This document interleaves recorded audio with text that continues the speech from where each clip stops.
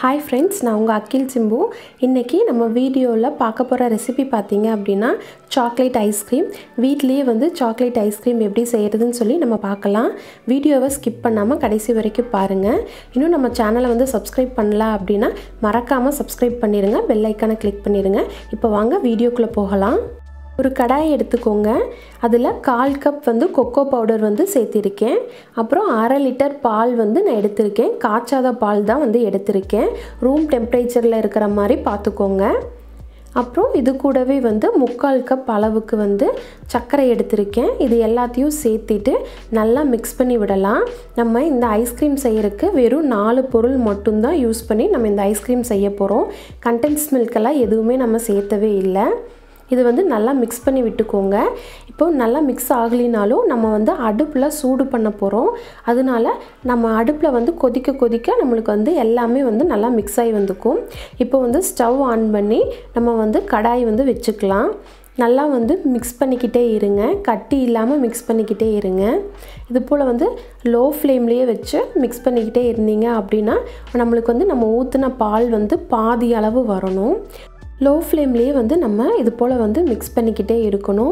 நம்ம வந்து ஹை ஃப்ளேமில் வச்சோம் அப்படின்னா பால் வந்து நல்லா பொங்கி வந்துடும். அதனால் லோ ஃப்ளேம்லேயே வச்சுக்கோங்க. பார்த்திங்கன்னா தெரியும், ஃபஸ்ட்டு இருந்ததுக்கும் இப்போ இருந்ததுக்கும் டிஃப்ரென்ஸ் வந்து நல்லா தெரியும். பார்த்திங்கன்னா பாதி அளவு வந்துருச்சு.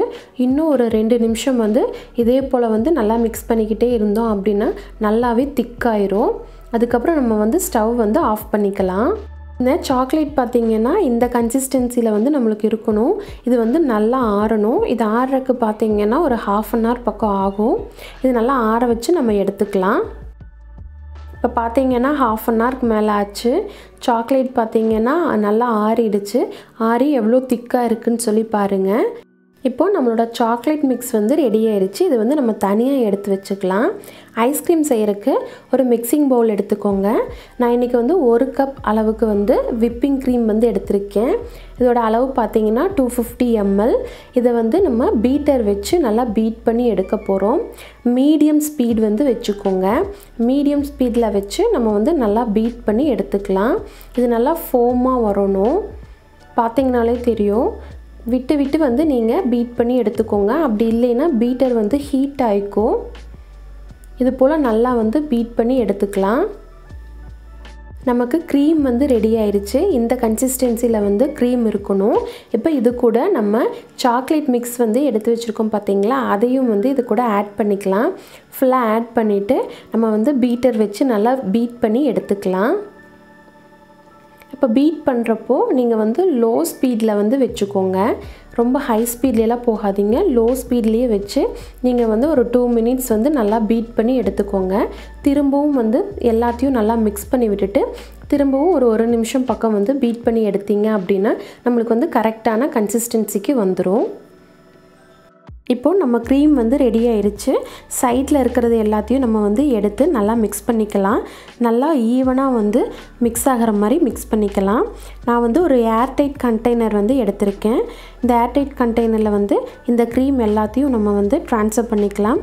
நான் வந்து பிளாஸ்டிக்கில் தான் எடுத்திருக்கேன். உங்கள்கிட்ட வந்து கிளாஸில் இருந்தாலும் நீங்கள் வந்து எடுத்துக்கோங்க. இது போல் வந்து ஈவனாக ஃபுல்லாக எல்லா பக்கமும் வந்து நீங்கள் ஸ்ப்ரெட் பண்ணி விட்டுருங்க.